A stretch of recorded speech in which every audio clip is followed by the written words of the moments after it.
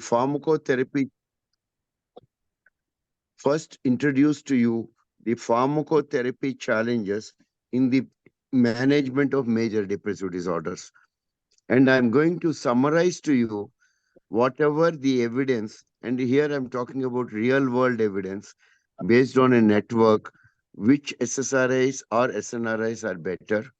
And then I go into what are the unmet needs with the antidepressants currently available, quoting STAR-D study, which is probably one of the study which each one of us should remember because it is NIMH sponsored study in which investigators across the United States followed a good protocol.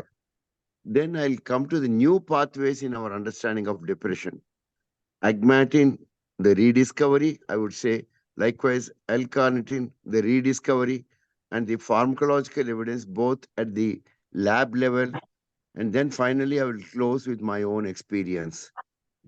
So with this brief, I would like to go. May I have the next slide, please? As I go about, probably I'm carrying a few conflicts. One, as a conflict as a clinician, I have my own biases, which I'm sure each one of you are carrying. But at the same time, I'm a psychopharmacological research involved with all these companies and a speaker for all these companies. So that bias, I hope to reduce during my presentation to as much possible and try to be as much scientific as possible. May I have the next slide, please? Now, I would start with a STAR-D study. And I'm sure most of you know about the STAR-D study. But at the same time, what are the insights? The most important thing about STAR-D study is, one, it is a study which was initiated not by the pharma companies, but by NIMH, which a grant of $35 million across the United States, way back about 2 decades back. It is called sequential treatment of other augmenting strategies in depression. And what did they show? With the first molecule, all followed the same protocol.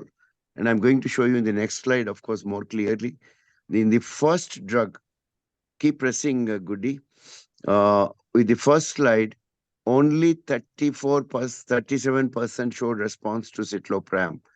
Remember, each of these augmenting strategies was used for 12 weeks each. Keep pressing again.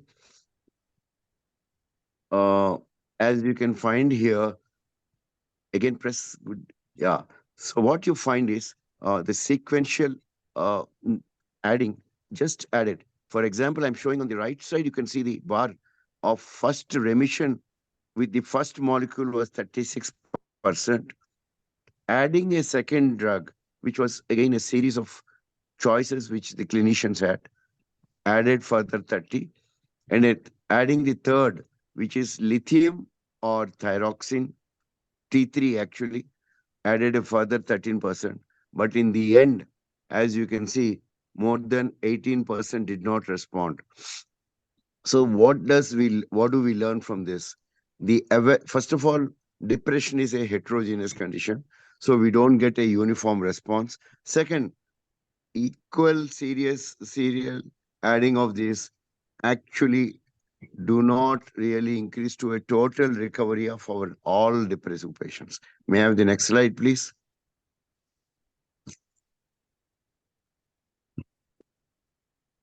So this is probably the summary of the study.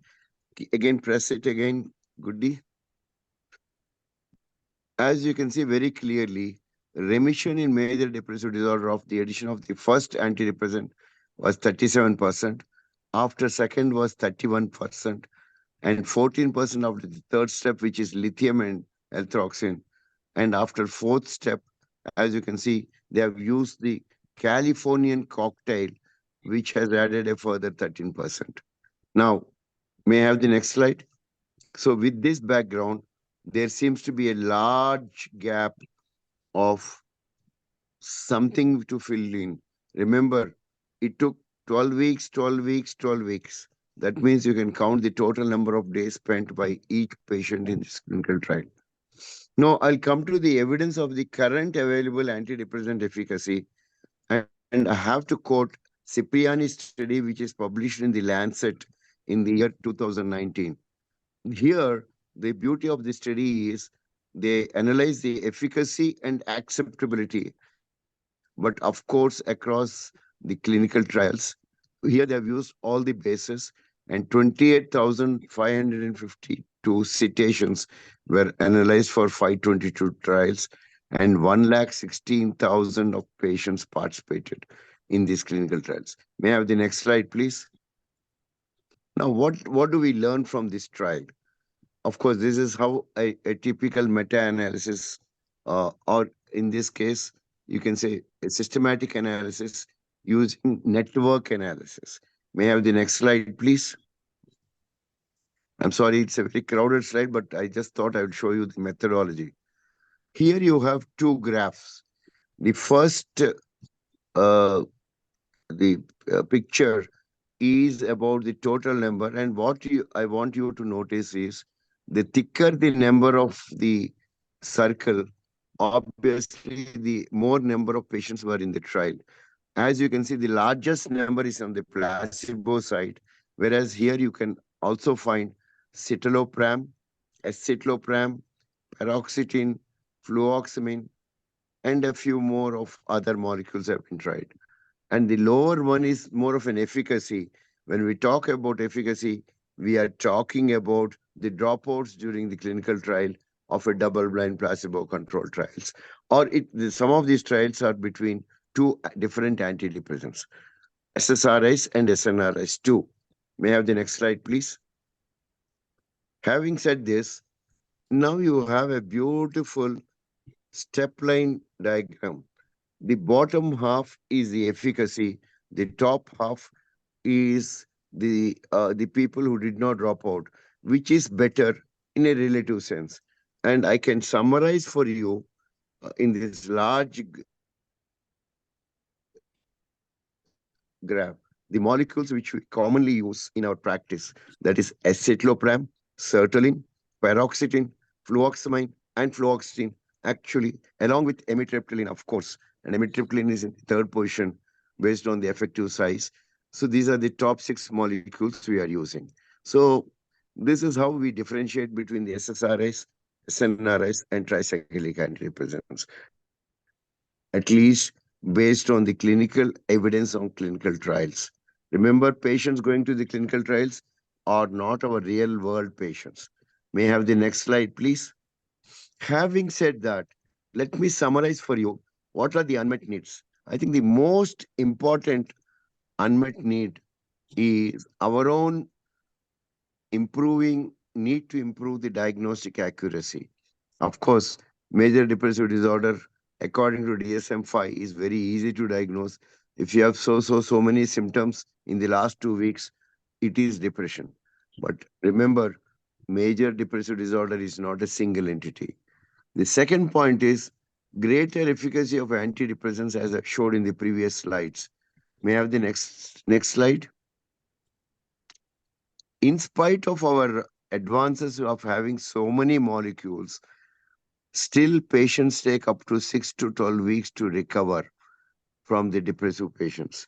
And of course, we still had lot of side effects, especially SSRIs and SNRIs can cause, as you know, sexual side effects, gastric side effects, etc. And we all know that in our patients, there are a lot of comorbidities. The most common among them is the anxiety.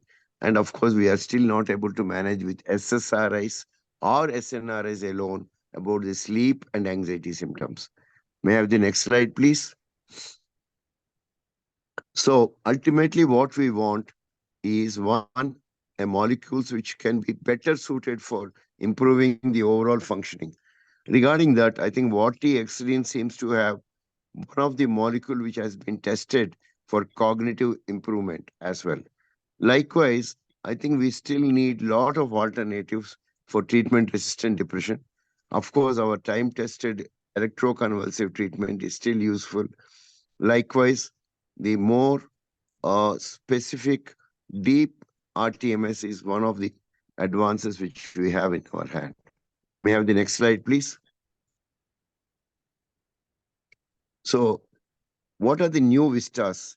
And here, I can say with a very strong confidence, after WAT-Extreme, there are no major breakthroughs in US FDA except the molecule which we are going to discuss, because that is one molecule which is approved by US FDA. Second, what we are definitely looking is a rapid acting antidepressant. That means each one of us psychiatrists want our patients to respond in the next few days or at least 1-2 weeks. The third thing we are looking is today we talk about epigenetic reversal of depression. So let me go back along with you in the journey to identify what are the advances we have on these three areas. May I have the next slide, please? Again, like in serendipity, and I'm summarizing whatever we have just talked, the responder rate overall with one or two antidepressants will not cross 50% in most clinical trials. But as I said, time lag to response is 6 weeks to 16 weeks. Relapse rate is so common, it occurs in 30 to 65%. And subgroup analysis in a varieties of clinical trials have found that the female population are more vulnerable than male. Roughly 16 to 40% of them have a relapse during the response, and early onset of female population is well understood. But I also would like to caution most clinical trials had a dropout rate of 9 to 40%. So it's very, very difficult for us to summarize the antidepressant efficacy in general. And that probably explains why all our patients do not respond to the available antidepressants. May I have the next slide, please? I thought I would quote Dr. Edwards Deming. He said, if you do not know how to ask the right questions, your discovery will not move further. Here I'm referring especially to the antidepressant response. Next slide, please.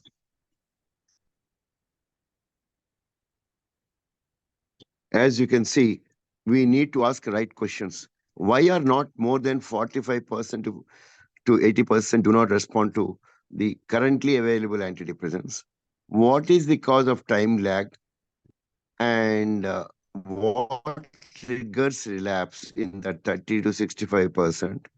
And also, why do women have a higher rate of relapse?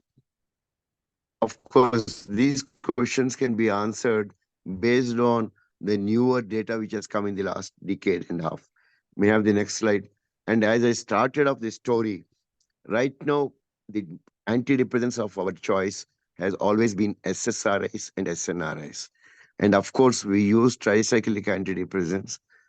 I think within our country, we don't use as much of monoamine oxidase inhibitors. So we are left with three groups of molecules, and all these three traditionally are considered an improvement of monoamine deficiency or some modification of the monoamine hypothesis. But let us go and try to understand what are the newer understanding of depression. May I have the next slide, please? That I think all antidepressants exhibit final antidepressant action.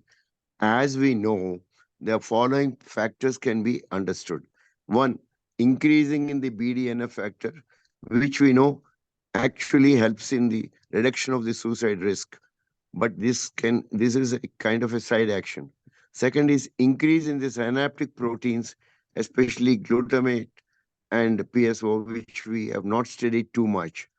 And the end results, as we know today, is that the synapse count, synapse density does increase. What we now very proudly talk about neurogenesis and neuroplasticity. And finally, what we have not studied over the last 2-3 decades too much, which has been studied by the scientists, of course, in the understanding of depression, is a second messenger system. And I'm going to show you the data one from the Nobel Prize winners too. May I have the next slide, please? So the questions which begs to answer, and I'm trying to answer in a small way, of course. May I have the next slide, please? While serotonin level increase the day one or day two of your antidepressant, there might be other reasons why the patients are not responding. And in the last decade and a half, one of the important second messenger identified in the causation or slower response is what we all know already as a cyclic AMP. The cyclic AMP is known to increase synaptic proteins and also synaptic function. And this is well documented in the last 2 decades of research in both animal experiments and certain animal models and synaptic models. They have found that cyclic AMP increase as further, and there is an early date of cyclic AMP in which patients with depression seems to be showing an increased tendency to increase the cyclic AMP. There is evidence, for example, 50% of cases at least, there is a cyclic AMP correlation in the clinical trials in the recent times. And I would like to just close that the both early onset or late diagnosed repeated stressful events all seem to have an association with cyclic AMP from the lab point of view, from the experimental point of view. And final, any stress directly actually adds to the cyclic AMP to further damage the POE4 enzyme system in the second messenger, thereby cyclic AMP levels are dropped down. So one of the other new discoveries in the last decade and a half, my own submission would be cyclic AMP in terms of the causation of depression and in the treatment of depression. May I have the next slide, please?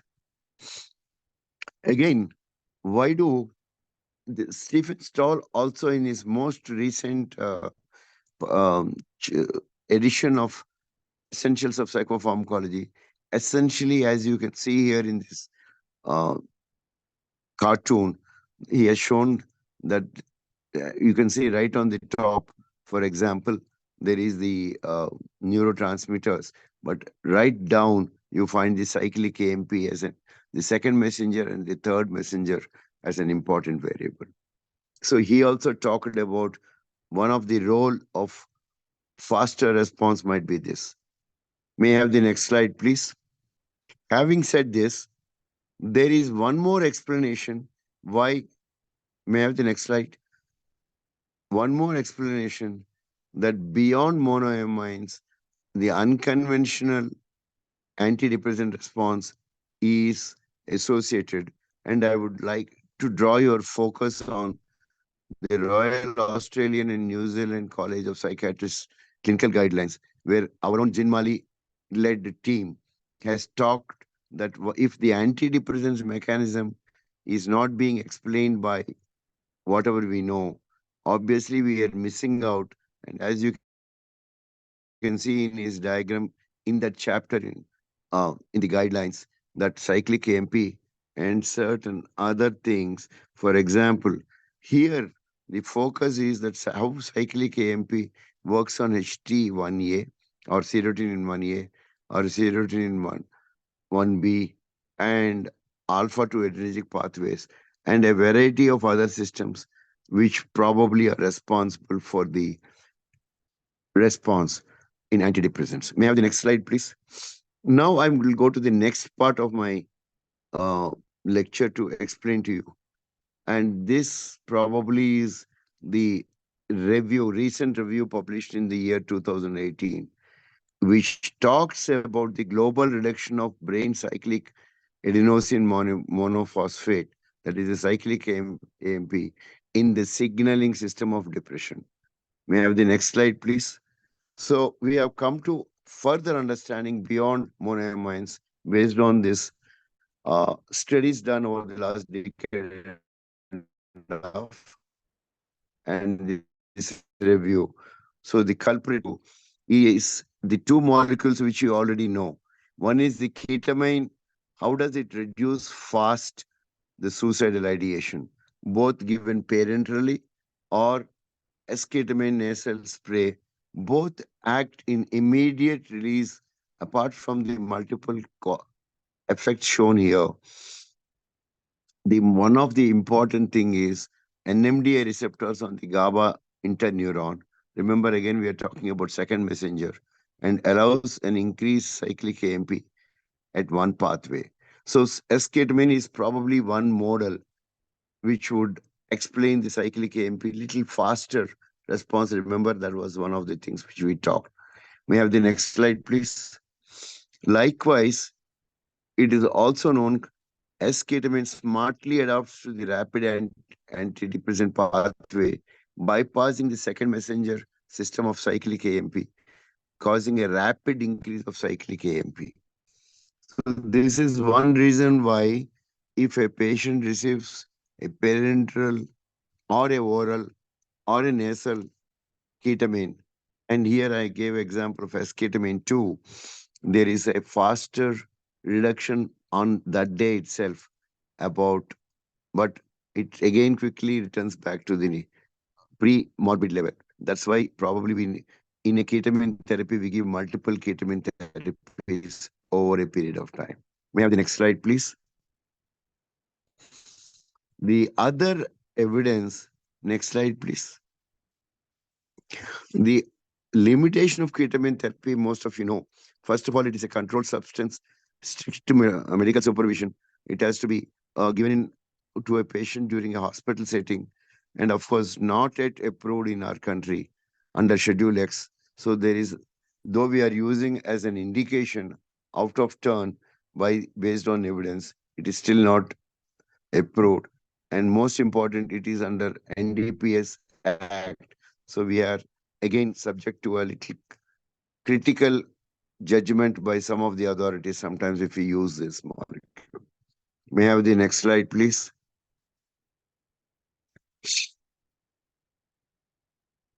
Finding a suitable and safe substitute of esketamine probably would be the answer when we are looking for cyclic AMP. May I have the next slide, please? Having said that, one of the important thing which was again a molecule which was discovered way back in 1910, agmatin sulfate. Now, it is an endogenous polyamine extensively studied, especially in a lot of neurological conditions in the last 2 decades. And it has a multimodal action and it can be a novel therapy. And agmatin is shown to have a fast acting antidepressant action similar to esketamine by improving synaptic plasticity. I would like to tell you here that animal experiments were there between agmatin and varieties of depression model. And then only recently, that's the decade and a half, we are having trials with agmatin in clinical patients. And I'm going to summarize that in the next 2, 3 slides. May I have the next slide, please? The evidence for the reduced agmatin concentration in the cerebral cortex was again found, and it is a review published in the year 2019. Just like when we took the example of NMDA and ketamine for the suicidal patients, even this cyclic agmatin concentration in cerebral cortex of suicide patients is reduced, which means this might be an therapeutic agent if it's used properly. May I have the next slide, please? Likewise, agmatin data slowly started trickling in, and this is one of the Nobel laureate research molecule in which this 100-year-old molecule was gradually translated into the clinics. And these authors, starting from Johnny Pillage and all of them, and this on the right side, you can see how historically 100 years back it was identified, but only in the last 2 decades you found the relation between agmatin, and depression, what we find is agmatin sulfate increase the cyclic AMP and then further added to the antidepressant action. May I have the next slide, please? So this is one molecule which is probably very serendipitously introduced, and it was not tried or researched as an antidepressant initially. Agmatin now seems to have a potential therapeutic strategy for depression, as you can see in this journal published only 3 years back, in which it is very clearly mentioned that the major depressive disorder, this molecule seems to have an action. And I'm going to show in the next two slides the data. May I have the next slide, please?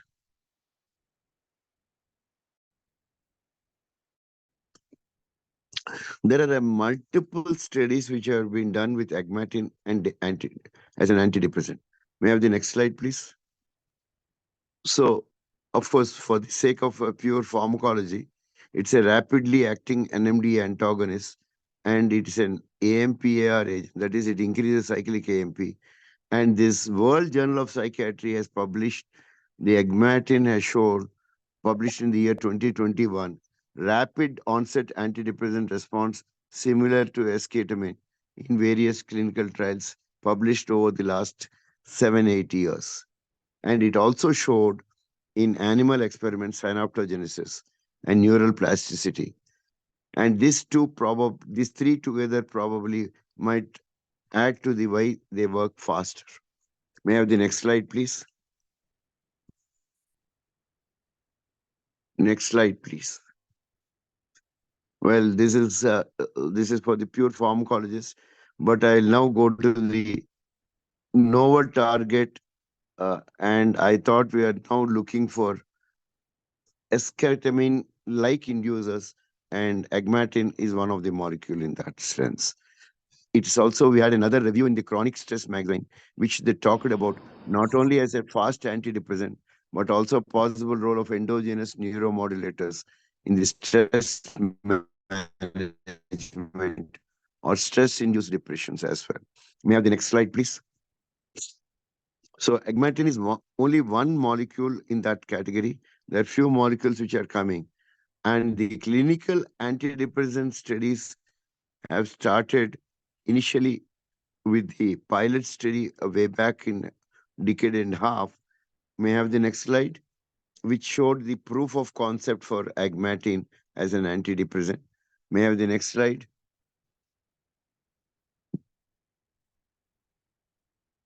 So this is the changes which can occur. And one more explanation we had from agmatin was that the estrogen fluctuations and consequently blood-brain barrier leaks occur during depression. And what they found is agmatin actually stops the leak and helps in the synaptogenesis in depression. So it explains two things. One, as a BBB leak as a cause of depression, but also why in women this agmatin should work much better. May I have the next slide?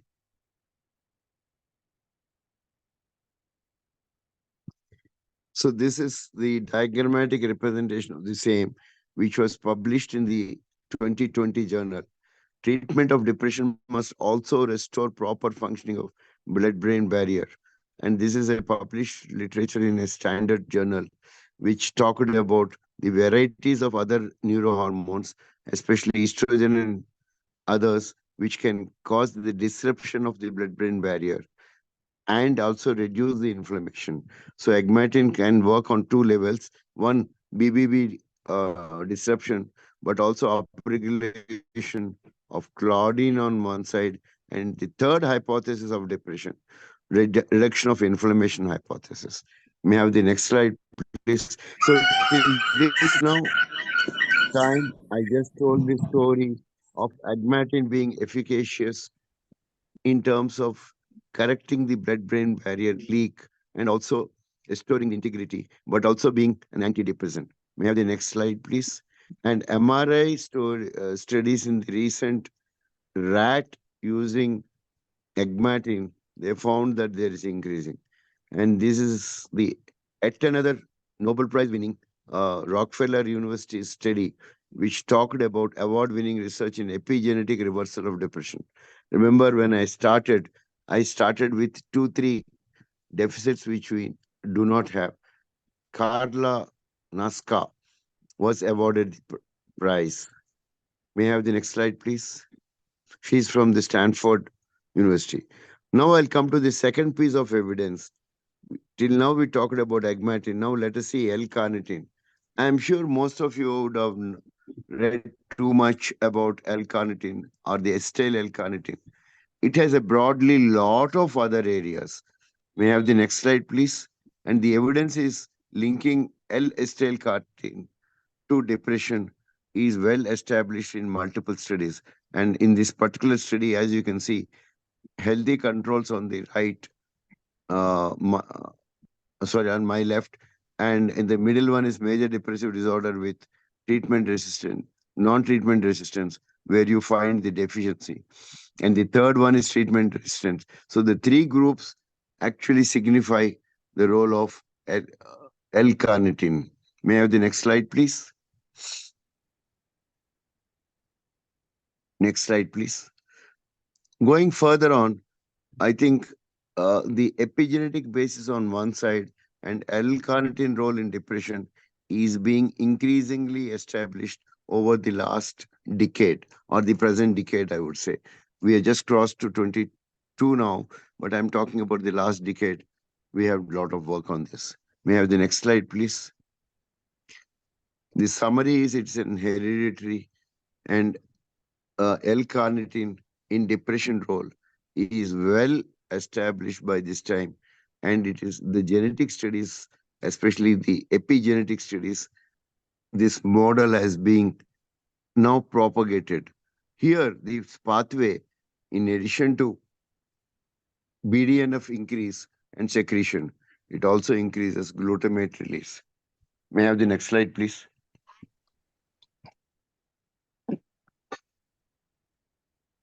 So, Karla Naska study and other studies have showed that there is an association between acetyl L-carnitine and the rapid action of antidepressants, first in the animal experiments, second in few depressive trials which has happened. Now I am going to summarize to you the meta-analysis of both. May I have the next slide, please?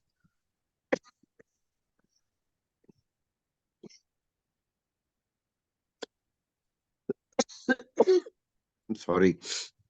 May I have the next slide, please? As you can see here, the pathway is more or less, it's a combination.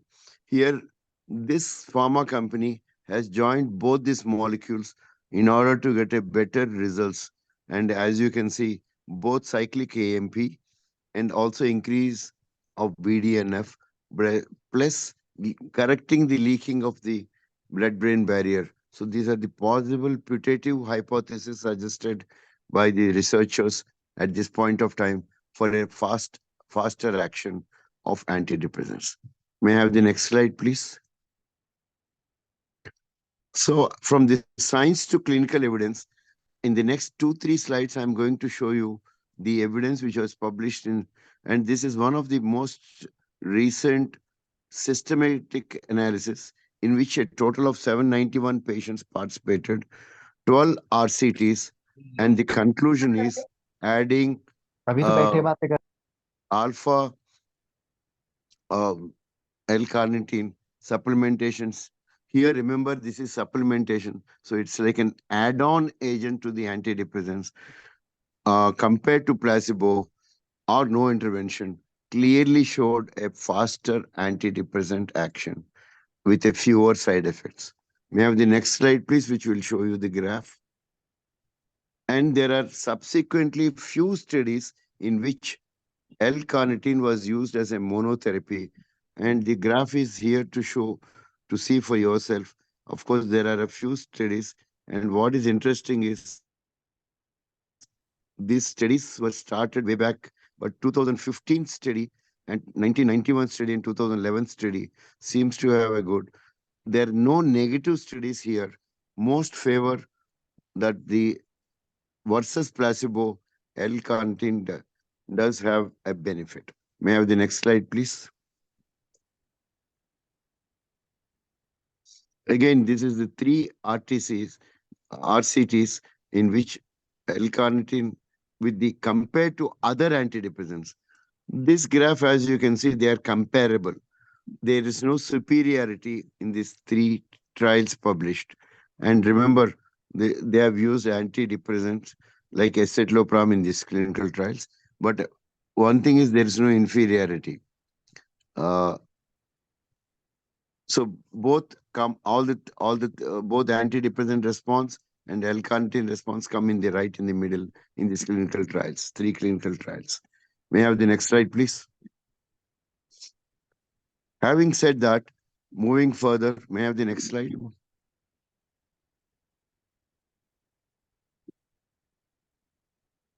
So there are a few more studies in the last 3-4 years in which L-acetyl-carnitine was compared in dysthymic disorder with fluoxetine. Here, there is a similar antidepressant effect compared to fluoxetine. This is possibly one of the study in which they started using comparator antidepressant, and here they have used fluoxetine. May I have the next slide, please? Likewise, is this combination probably is meeting the best of both the pathways. There are acetyl L-carnitine and agmatine combination. Here, may I have the next slide? The data is slowly coming now that clinically and at the experimental level, rapid and sustained increase of BDNF was noticed in prefrontal cortex and hippocampus. Though they are early studies, the synaptogenesis and neuronal growth was also detected in the first few studies. This combination of Alcar, what the L-carnitine and agmatine combination is the one which we are now discussing. May I have the next slide, please? It is not only safe, but has very less side effects. And clearly, there are two studies, at least at this point of time, where this combination is superior, found to be superior to both controls or placebo and escitalopram in terms of cyclic AMP improvement. Not only that, the antidepressant response also occurred much higher, as you can see in these two graphs. You can see the graph right on the right side, which is much larger compared to escitalopram. I want to also add here that escitalopram also increased cyclic AMP to some extent. Likewise, escitalopram also increased BDNF to some extent. But the increment with the combination of agmatine and L-carnitine is almost more than 2.5 times. So this is the take-home message from the preclinical studies of agmatine in the model of depressions.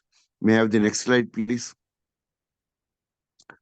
Right now, Indian clinical studies, three of us in this country, myself, Nagpal, and Sunil Mittal, have done this study where we have randomly allocated patients in a double-blind fashion after ethics approval for a fixed dose of Regiana, that is the combination of Alcar and agmatine versus escitalopram in adult patients. And I'm only briefly here. This is remember this is the earliest reports which we are just getting published. The protocol is very simple. We have taken the triple blind actually. Participants, investigator, and outcome assessor are blind to what the patient is receiving, and a fixed dose of Regiana and escitalopram were tried for 8 weeks. And the results are, may I have the next slide, please? And of course, we have used a very broad inclusion criteria. We don't want to restrict exclusion criteria only significant medical disorders. If they had any other comorbid other disorders of psychiatry, we want to exclude. So may I have the next slide, please? And we have used HAMD as one, and then we have done a kind of assessment of the graph. May I have the next slide, please? We have done it 4th week, 8th week, and 12th week. And as you can see, both the groups are comparable in this. We had in this escitalopram 53 patients and Regiana group 41 patients. There were a few, and ages are matched, sexes are matched, and dropouts in escitalopram were much more. 13 patients dropped out in escitalopram trial compared to only one patient in Regiana. And the mean Hamilton score at pre-treatment was comparable. You can see 26 versus 25, and mean Alcar pre-treatment was this much. May I have the next slide, please? Now, this graph clearly shows to you that at the base level, both are comparable, but you did find an early response. As you can see, the light green is combination drug, and the it continued further. And one more point I would like to add: in this clinical trial we have done, the dropouts in escitalopram notwithstanding, the superiority of this combination was established in the first trial. May I have the next slide, please? So coming from this study, which we have done during the COVID time, uh, I thought we should do a much more robust study. And may I have the next slide, Ma? What we planned to, as a lead investigator, use a again similar double-blind protocol, but this time without placebo. We wanted to do with placebo, but there is some problem with the ethics. So what we have done is escitalopram with Regina as a one group and only escitalopram as another group. The study just started. We are looking, I think it will take another 6 months to complete this trial. May I have the next slide, please? So with this summary, I would like to show, of course, this is the sales figures occurred over the last years. It is very clear that in the June 22 did have a very rapid growth of this molecule sale across the country. May I have the next slide? I would summarize to you whatever I talked to you at this point of time. Next slide, Ma. Next. So in summary, I would just like to say, we need to do far more studies. We need to look the response of this combination molecule in treatment-resistant depression. The only side effects which are found in the clinical trials, not only here, but also in America, were related mostly gastric and nausea, and mostly are mild. There are no sexual side effects, and they are effective in women, and no serious adverse events till this point of time. So we need to go and look forward. And I'll close my presentation at this point of time. May I have the last slide, please? Thank you for the patient listening. There is need to look beyond the current available molecules, maybe as an augmenter, maybe as an individual molecule, but I think we collectively, all of us, need to collect the data, share the data with each one of us so that we can form a network and then show to the world in large that this molecule does work. Thank you very much. May I have the last slide, please? Thank you for the patient listening. Now I'll close this. Now I'm here to answer any of your questions, to listen from you your own experiences. So without feeling shy, I would like you to listen from each one of you. Thank you very much.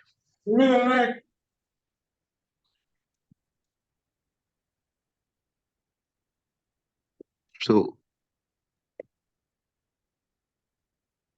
there is a question from Dr. Kiran Chanlia.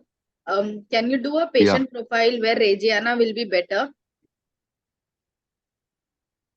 That's a very, very interesting but a tricky question at this point of time. With the available data, I think it should be tried in all major depressive disorder. But maybe if you ask me my preference, I would consider all patients who have sexual dysfunction. Maybe Reggiana would be one choice. Also, in all women, where we know that this combination, I'm using the trade name, but I should ideally use agmatin and L-carnitine combination, should actually have benefit, because it improves in two kinds. One, improve the blood-brain barrier leakage, thereby increasing the fast transmitter, and also causes, in addition to the increase of the neurotransmitters, a rapid increase of BDNF, rapid increase of cyclic AMP. So these are the two, three areas which I think I would consider. But regarding treatment resistance, today we don't have too much knowledge at this point of time. The last but not the least is the dysthymia. There is evidence right now for L-carnitine and one study with agmatin. But I think we need definitely more studies for anxiety predominant depressive patients. Then only we can answer your question much more clear.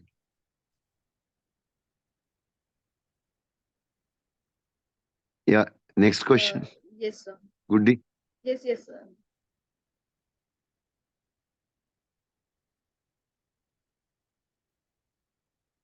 Sir, there is a question from Dr. Pankaj Singh. Agmatin sulfate and acetyl L-carnitine used in depression as a monotherapy or a add-on therapy? Oh, yeah, that's again a very. I didn't share with you my own open label trial, which is being published, which is just sent for acceptance, and there were a few queries which I answered. In that trial, I've not used placebo. I've used open label, and I've used only agmatin and L-carnitine combination as a single molecule. In my sample of 62 patients, there were two dropouts, and that was a 12-week trial, and 62% improved using Madras as an item. I've done serial Madras. I've used a HAMD who had scored more than 20 as an intake, HAMD at the start and HAMD at the end. And what I found is more than 62%. Maybe I'm going to share that data once it is published, going to be published. And there's a large group of Northern America patients in which this combination in data is collected. We are adding all this data to get. So my own choice would be, if you want to use, better start using alone. Of course, you do have a choice to use an add-on or augmenting agent too. Hope I answered your question. I would personally prefer to, with my experience. So there is this Yeah, another question. Ketan has asked. Uh, so Yeah, there yeah. is a question. Is there any data on switch to mania or hypomania with Regiana or with Regiana along with escitalopram? Not yet, but I would also like to be quickly add to the data, because most of the patients are either a first episode major depressive disorder or a subsequent major depressive disorder. No cases were involved with, and most of the trials were 6 weeks, except my own trial, which is 12 weeks. And there are a few, there is only one more trial which has been used for more than 3 months. So at this point of time, we can't really comment on that point. And my own take would be, if you want to listen, any antidepressant has a risk of switching, especially in bipolar patients. So that can happen with this molecule too. Yeah. Is there any I think difference in Ketan pay? asked one more question. Uh, okay, sir. So I'll just take message by message. Is Is there there any difference in patient with genetic family history of depression in comparison to no family history of depression?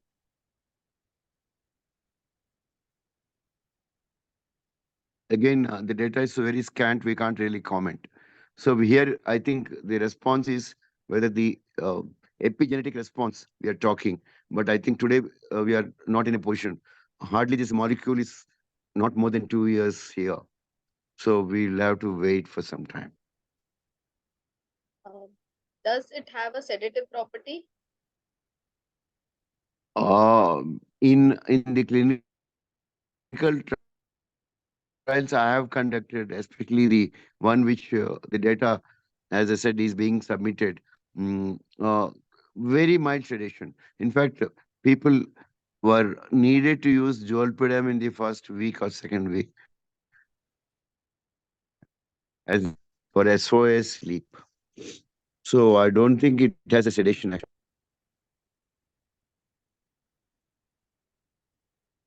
How long use of agmatine sulfate and acetyl carnitine in depression?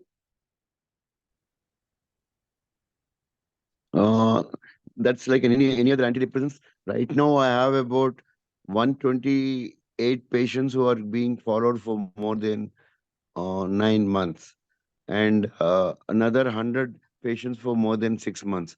And in all these cases, I'm doing almost a monthly assessment of MADRS scale. So my own take would be is just like any clinical depression, I would like to continue based on that individual patient's family history, the severity of depression, and even if a total remission occurs, I would like to continue for at least 2 years in a first episode depression. So that's what I'm following the same principles here. So this is another question. Sir, do patients on this combination experience dissociation or excessive imaginary like we see with ketamine? Not that I had any experience with my own. I will talk about the Indian clinical trial. I'll also talk about my trial, open label, and of course the third trial, which I'm just starting, and my own experience in a regular usage. I never had history of patients having dissociative symptoms. And even with ketamine, do you know the percentage of dissociation is less than 5 to 7% only. So that occurs in a few patients only, very few patients.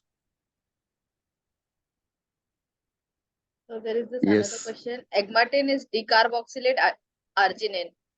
Is there use in uric acid level? Is there any rise in uric acid level? Is there Yeah. rise in uric acid level? I think that was studied at an animal experiment level at a multiple, because that is one of the needs they tried to do it based on the, but none of them had, and we don't have any clinical reports about increase of uric acid at this point of time. So I can't comment clearly on this question. Clearly a question to be looked for, especially where patients have gout, but I think we need to watch a little more. Can we continue Regiana post ketamine infusions as maintenance therapy in cases I of treatment Yeah, I resistant think, depression? yeah, I have 18 patients who received Regiana and also ketamine during the early stage. Average about 4 to 6 uh, ketamine therapies, parental ketamine therapies based on the body weight, and they are now being maintained only on Regiana for the last, I think, few months, 6 months or so.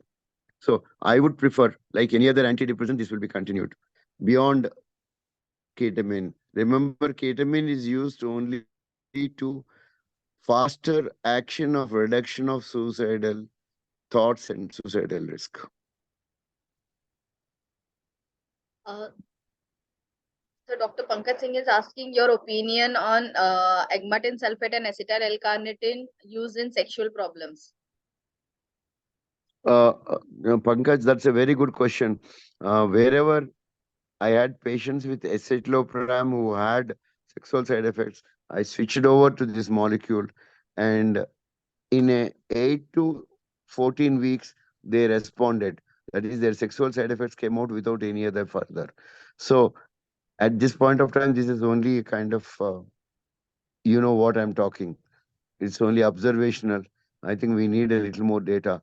Probably a good study like from your suggestion would be escitalopram or SSRI induced sexual side effects. We should try Regiana and placebo and see what is the response. In one group, we can stop the escitalopram. In another group, escitalopram can be continued along with Resiana. That would be a very good research question to be answered. Pankaj, at this point of time, only I would say my experience is limited to only a few cases right now.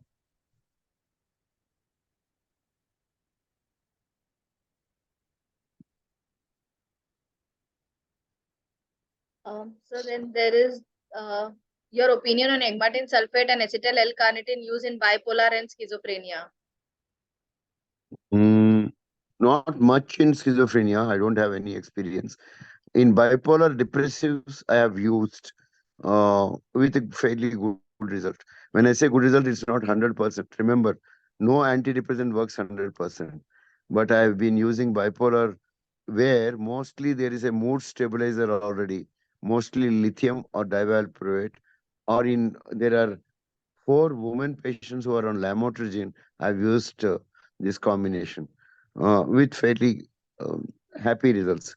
I wouldn't say not 100%, but remember that I think I would prefer to use and get much more information. I would also want each one of you to do this kind of clinical experience. Let us form a group and share. Either you share with me or you share with both Rakesh or I would say Prashant, or Goody, so that we can have I would say, a directory, where we keep adding our own data, so that ultimately data is the answer for all of these questions. Thank you, Pankaj Singh, for your question. So there is this question: is this considered as an antidepressant or as a food substitute?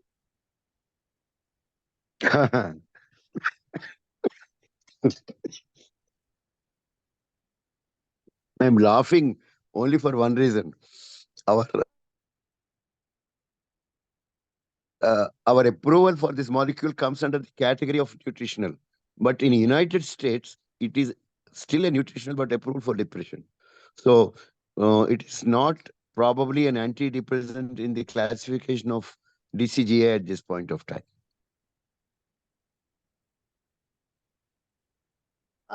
Comment on use in pregnancy and lactation. At this point of time, I think we don't have data. We don't really have data, so we can, at best, we should say we should watch, just like any new molecule. Yes. The dose of acetyl L-carnitine and egmatin. See, here we are using as a fixed combination. I normally have used at least 2 tablets of this combination to start with, and there are few patients I've gone till 3 and 4 as well. As I want you to remember, I use this molecule as alone, and I of course used benzodiazepines like clonazepam for anxiety whenever there is a need, but I also used zolpidem for sleep. So with this background, I think that's my limited experience at this point of time. I think I would like to hear from you if you have anyone have a different experience than other than mine. What is the duration to wait for effects and the dose? In general, I'm finding response in, I would say, 1/4 of my patients, the response occurs within a week. That is my rough take. Another 25% of them respond in the next 2 to 4 weeks. But there is a small percentage which responds at the end of 8 to 12 weeks. Remember, when I say this story, I always tell each one of you that the depression is not a single entity. It is a quite heterogeneous. Based on what we know, it's a combination of neurotransmitter deficiencies and probably a lot of other things which we don't know. And today, as from today's lecture, as you would have heard, cyclic AMP and BDNF contributes to the further understanding at the second messenger levels. Use in elderly. Yeah, I've used in elderly. It's a good molecule in elderly for many a reason. And geriatric depressions I've used alone. The data is about 20, 25 patients in the last 6 months. But whoever I gave them, they're better. Or I wouldn't say not everyone. 60% were better.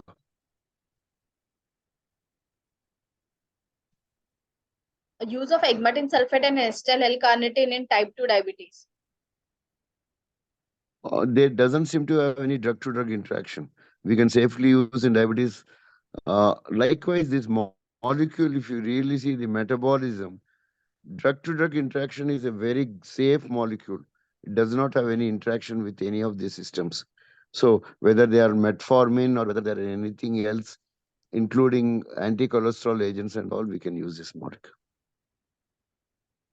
But that's an interesting question. Use of Regiana in pregnant females. I just have only 2 female patients who had a pregnancy and continued during the first 2 months.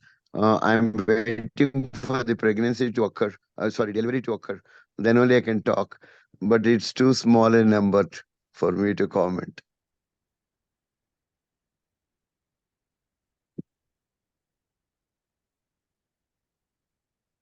Then any reports in OCD as add-on like memantine? Not much. No reports as yet. Effect of this combination on sperm count and erection when used alone in sexual dysfunction. Okay. On sperm count, I can't really talk because I don't have the data, nor I have done in my own usage of my patients. But in my patients, none had sexual dysfunction. And I'm talking about 62 patients who are only on this, followed for about more than 12 weeks. And which I'm following beyond that clinical trial. That's an open label trial, which I'm giving the data to US FDA too. The same data is being shared with the US FDA too, in the larger group. But we did not find any sexual dysfunction in our site.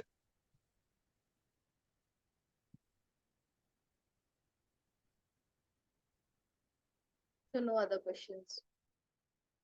Yeah. Thank you very much. Thank you, sir. Thanks a lot.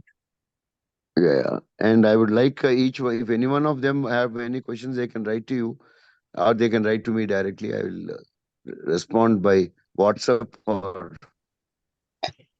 What is the youngest stage at which it can be used? I'm Dr. Jayantini. What did you say, Ma?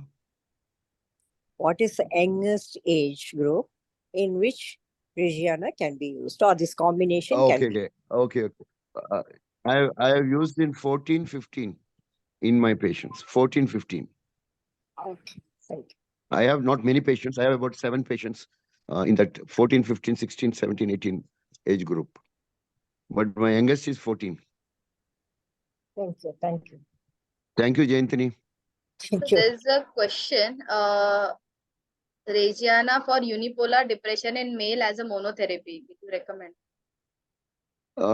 As I said, all my data is only a unipolar major depressive. See, unipolar bipolar is one classification, but here we have used major depressive disorder without any history of mania. So that way they are not bipolars. So all my patients are unipolar, especially the data which I have. But as I told you, I have used in bipolar too, bipolar depression too.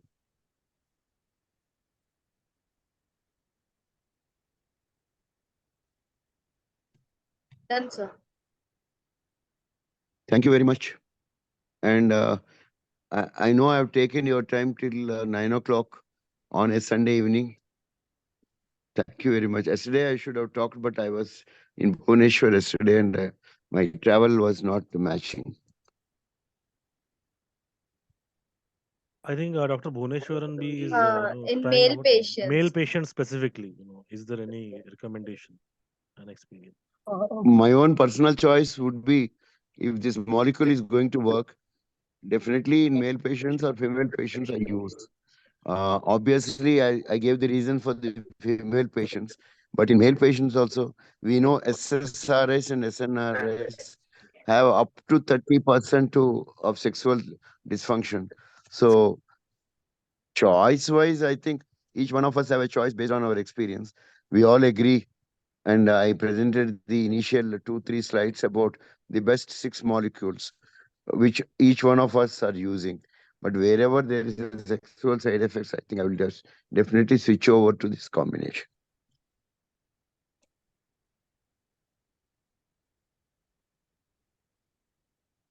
Thank you, Contraindications of this combination. I would only suggest if anybody develops allergy reaction, don't use. Otherwise, there are no contraindications per se on both agmatin or L-carnitine. And L-carnitine, of course, is being used. And Jayantini is here, used in a variety of child psychiatry, including autism. It is used in dementias. It is used in even some single case reports of schizophrenia too.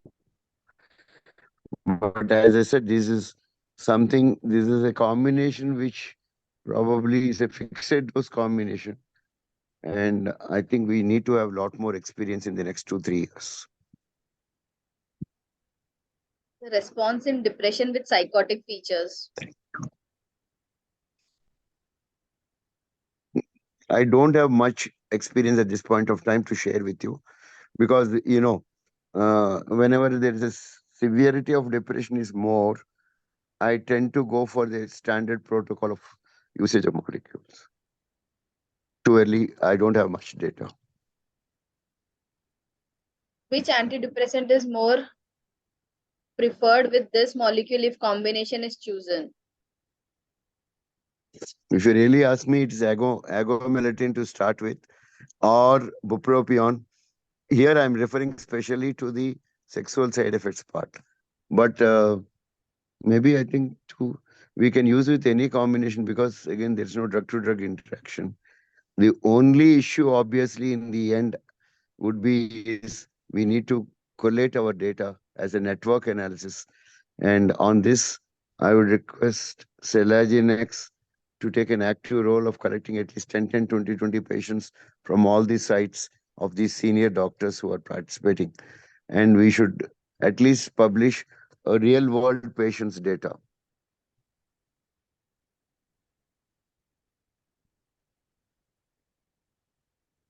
Yeah, thank you very much.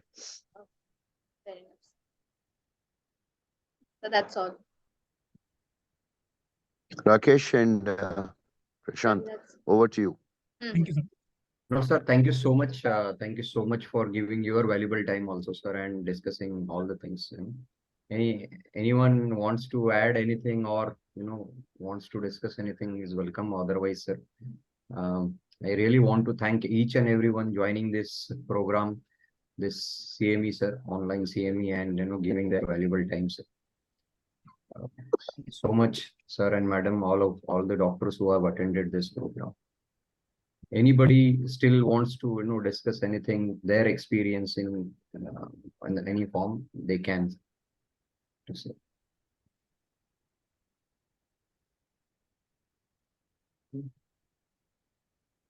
I think so. Maybe whoever wants can raise their hand, and Goody would give them the permission to talk to. Yes, yes. Because sharing experience is one of the objective I had. I will learn from them. Anybody had some strange reactions, some odd reactions where they have to discontinue?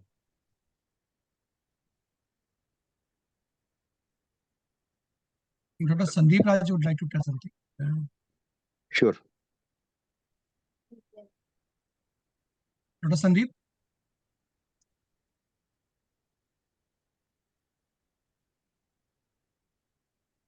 It's not audible. Yes, put a message, sir, and then. He said only sir. Okay. Okay, I don't think so, sir. Thank you so much. Yeah, I don't remember the exact molecule, but the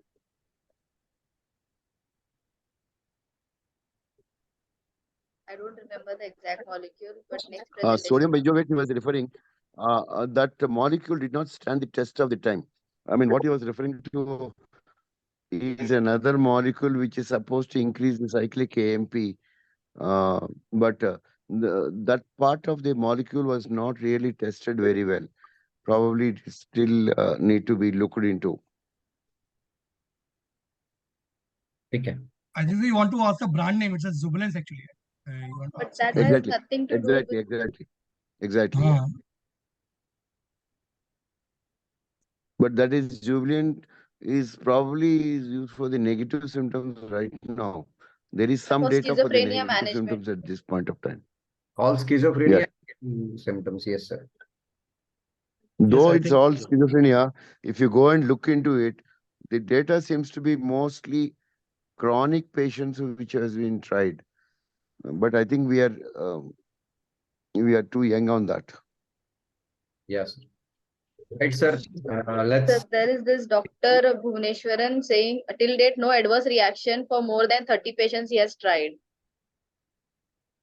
Thank you, Bhuvneshwaran.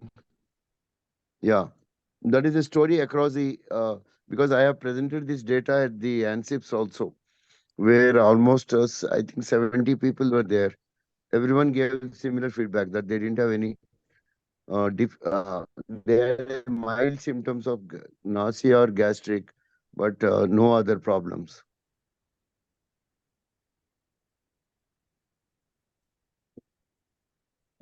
right. Hopefully, we all will meet in some conference where we can discuss our experience.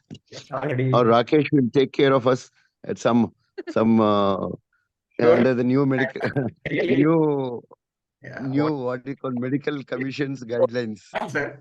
Everything is dependent on, the usage and more number of patients. That would be a great experience, sir, to, take it ahead, sir. Regina at different level, because this is a useful molecule. You yourself also have seen, sir, in your own trial experiences, other many doctors across the country have seen that this is a quite well used molecule now, and it is well good use, sir. So I want everyone to try out more number of patients on Regiana, sir. And I want to thank everyone, sir, for this valuable time given for this evening. Thank you so much. And with this, I want to thank you also, sir, and everyone again. And we close this evening program, sir. Thank you very much. Yeah. Thanks a lot, sir. Thank you. Thank you. Thanks, sir. Thank you, sir. Thank you. Nice. Thank you.